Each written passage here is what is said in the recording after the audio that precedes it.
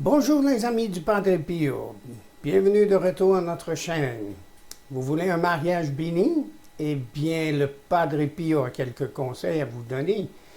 Voici M. Jean Goyard pour nous expliquer quels sont les conseils du Padre Pio pour un mariage heureux. Merci et j'espère vous revoir bientôt. Chers amis, fidèles du Padre Pio, bonjour, mon nom est Jean Goyard et vous assistez au programme Marchons avec Padre Pio. Chers amis, bonjour à chacun. Pour commenter quel est le secret de Padre Pio pour un mariage heureux. Ne croyez-vous pas que beaucoup auraient intérêt à connaître ce secret avant de se marier? Et les mariés n'auraient-ils pas eux aussi intérêt à le connaître aussi? Les carottes sont cuites, diront certains, mais non. Tant il est vrai, je vous le disais l'autre jour, que l'homme fou est celui qui épouse la femme qu'il aime et que l'homme sage aime la femme qu'il a épousée. Donc il n'est jamais trop tard pour bien faire et pour appliquer les excellents conseils de notre bon Capucin, ou les bons conseils de notre excellent Capucin. Et notre Capucin qui a fait des mariages en quantité, qui en a rabiboché bien d'autres, qui a évité la séparation à d'autres encore, qui a sauvé les vies et les âmes de tant et tant de personnes. La plupart étaient mariées, bien sûr. Donc c'est un secret fort utile à tous ceux qui vont fonder une famille et à ceux qui en ont une déjà. En guise de conclusion, je vous laisserai une prière pour les époux. Et si vous arrivez à faire deux choses en même temps, préparez déjà votre petite liste de gens mariés pour lesquels prier. Je suis sûr que vous aurez envie de prier pour eux. Pardon. Vous pouvez ensuite vous rendre dans notre site, ici en bas, nous envoyer vos intentions de prière, notre espèce de famille spirituelle, prie pour tous, chacun prie pour tous, et tous seront confortés par les prières des autres, évidemment. Alors, la recette du Padre Pio pour un mariage heureux. Et c'est un site internet qui s'appelle Aletheia, dans lequel vous pouvez le retrouver. Le Padre Pio avait un rituel quotidien. Il récitait chaque jour le petit chapelet au Sacré-Cœur de Jésus, offert aux intentions de tous ceux qui se recommandaient à ses prières. Qu'est-ce que c'était que ce petit chapelet au Sacré-Cœur de Jésus? Eh bien, c'était tout simplement ce qu'on appelle sa neuvaine perpétuelle. C'est-à-dire qu'il n'arrêtait jamais cette neuvaine tout au long de l'année. Tous les jours, il la disait. Ce n'est pas très long, même très court. Et c'est ce qu'on appelle aussi la neuvaine infaillible. Pourquoi la neuvaine infaillible? Parce que notre Seigneur dans l'Évangile, dans 3 passages, a demandé que nous nous adressions à son Père. Et il a indiqué comment. Et il a promis sa réponse. Il a promis qu'il exaucerait. Donc, c'est infaillible. Pourquoi? Parce qu'on se base sur les paroles elles-mêmes de notre Seigneur Jésus-Christ. Et vous allez voir tout de suite. Beaucoup d'entre eux, beaucoup des catholiques connaissent cette chose, mais on n'a pas l'idée de la dire tous les jours. C'est moins de 10 minutes, mais voyez. 1. Ô mon Jésus, qui avait dit « En vérité, je vous le dis, demandez et vous obtiendrez, cherchez et vous trouverez, frappez et l'on vous ouvrira.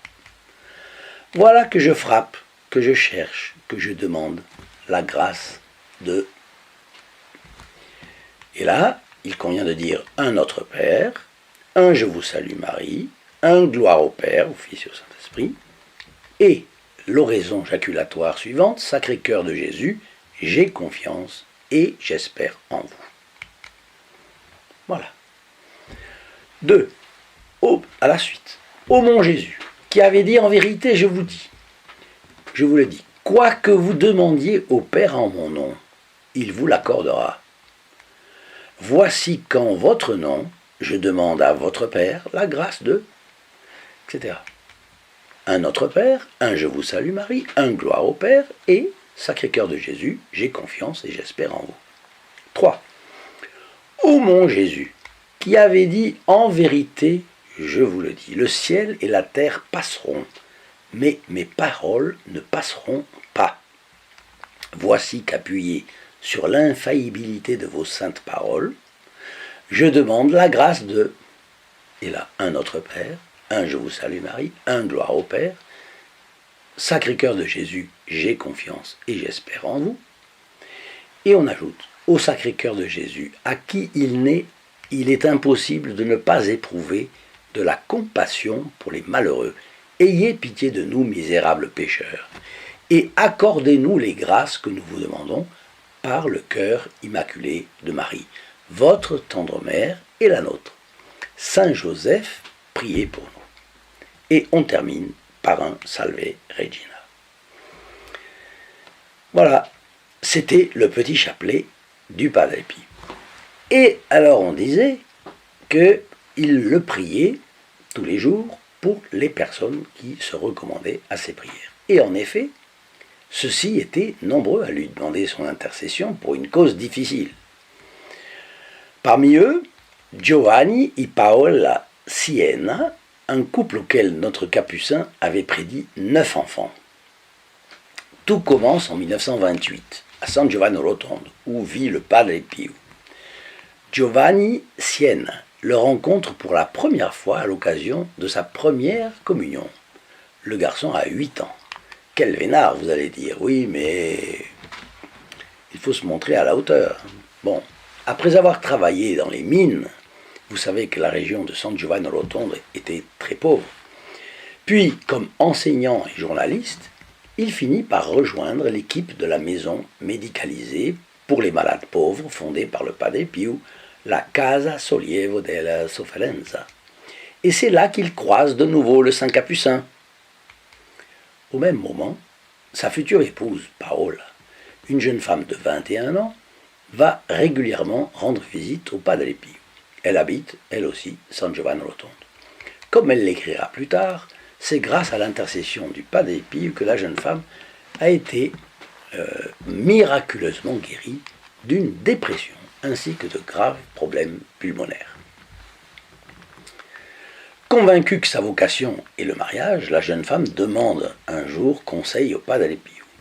« Quel est votre désir le plus profond ?» lui demande-t-il. Paola lui répond qu'elle veut fonder une famille, qu'elle aime les enfants et rêve d'en avoir. Réponse du Padre Pio. Alors, prions pour que le bon Dieu vous permette de faire la connaissance d'un jeune homme bon. Parce que c'est ça le problème. Il lui donne également quelques conseils. Confessez-vous régulièrement et recevez la communion tous les jours. Donc, il recommande la communion quotidienne. Quelque temps plus tard, Paola remarque qu'un certain Giovanni, c'était lui, s'intéresse beaucoup à elle.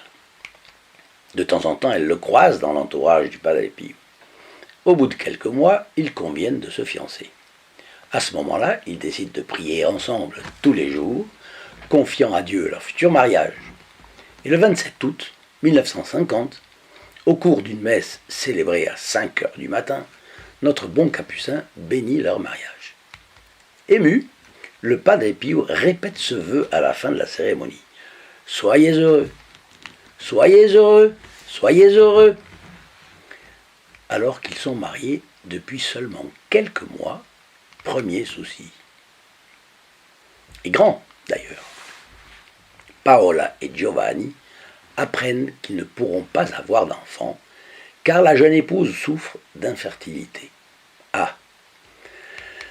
Le Padre Pio, qui suit le couple régulièrement, leur promet de prier tous les jours pour eux le petit chapelet au Sacré-Cœur de Jésus que je vous ai décrit il y a un petit moment.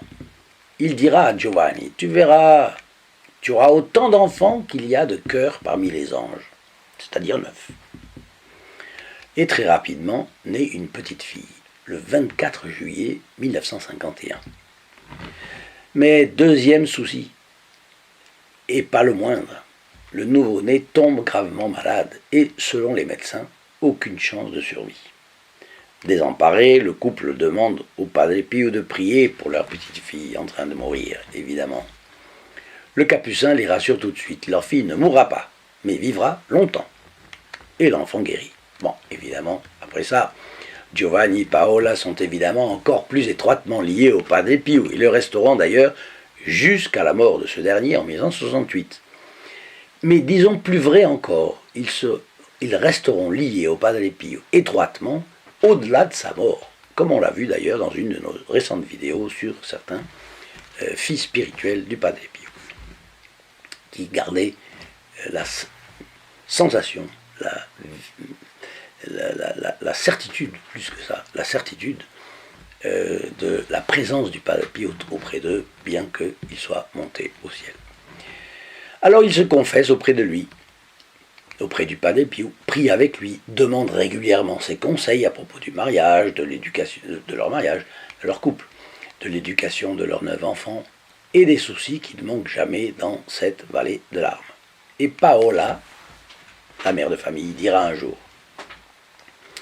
après 60 ans de mariage, je peux dire que la recette du Padre Pio, le petit chapelet au Sacré-Cœur de Jésus, est vraiment remarquablement efficace. Alors, que pensez-vous maintenant de faire, je vous parle à vous, amis du Padre Pio, de faire une grande campagne pour que les facteurs de division des familles cèdent devant le Padre Pio. Et pour cela, partagez ces vidéos, faites connaître le Padre Pio. Nous devons contribuer à ce qu'il parvienne dans chaque foyer, qu'il bénisse les foyers, qu'il pose les bonnes bases pour les foyers de vos enfants ou petits-enfants, qu'il brûle les mauvaises herbes, qu'il chasse les démons, qu'il fasse venir les anges. N'est-ce pas? Alors nous allons demander à notre Seigneur Jésus-Christ l'intercession du Saint Padre Pio pour les couples qui connaissent des difficultés, afin qu'ils pratiquent les vertus catholiques, qu'ils éduquent leurs enfants dans notre sainte religion, et que leur famille soit unie dans le cœur immaculé de Marie. Je vous lis la prière pour les conjoints, tirée du livre « Les plus belles prières de saint Alphonse » de Liguori, du Père Saint-Omer. Évidemment, si quelqu'un dans un ménage la lire, c'est intéressant, mais l'idéal est que les conjoints qui peuvent le faire le fassent ensemble. Jésus, ô mon Sauveur, qui nous avait unis de manière indissoluble par un grand sacrement, conservez parmi nous l'esprit d'unité et d'harmonie, afin que nous puissions nous aimer mutuellement comme vous aimez l'Église. Donnez-nous l'esprit de patience et de douceur pour supporter paisiblement nos défauts. Armez-nous de l'esprit de sainte prudence, afin que nous restions toujours dans les limites de nos devoirs et que nous ne fassions rien qui puisse être une offense à vos yeux, rien qui s'oppose au profond respect dû à votre sacrement. Envoyez-nous l'esprit de sage sollicitude et de prévoyance pour veiller selon les règles de la justice et de la charité aux besoins de notre famille. Préservez-nous de l'esprit du monde et de l'amour de ses vanités, afin que nous ne cherchions qu'à vous plaire, vous notre Dieu, notre amour, le vrai lien de nos cœurs. Inspirez-nous un véritable esprit de foi, afin que notre demeure devienne une école de piété et un sanctuaire de toutes les vertus. Éloignez de nous, ô mon Dieu, le malheur d'être, par notre tolérance ou notre vie peu édifiante, la cause de la ruine de nos enfants. Loin de notre maison, loin, très loin de celle-ci, tout ce qui serait une pierre de scandale, une occasion de péché. Ô Marie, à votre cœur maternel, je recommande mes pauvres enfants. Soyez leur mère, formez leur cœur dans la vertu. Ô tendre mère, qu'ils soient pieux, charitables, toujours chastes, que leur vie pleine de bonnes œuvres soit couronnée par une mort sainte. Ainsi soit-il. Chers amis, je vous laisse sur ces mots si religieux, si saints, et je vous dis à demain. Au revoir. In nome del Padre, del Figliolo e dello Spirito Santo, e così sia. Sia lodato Gesù e Maria, oggi e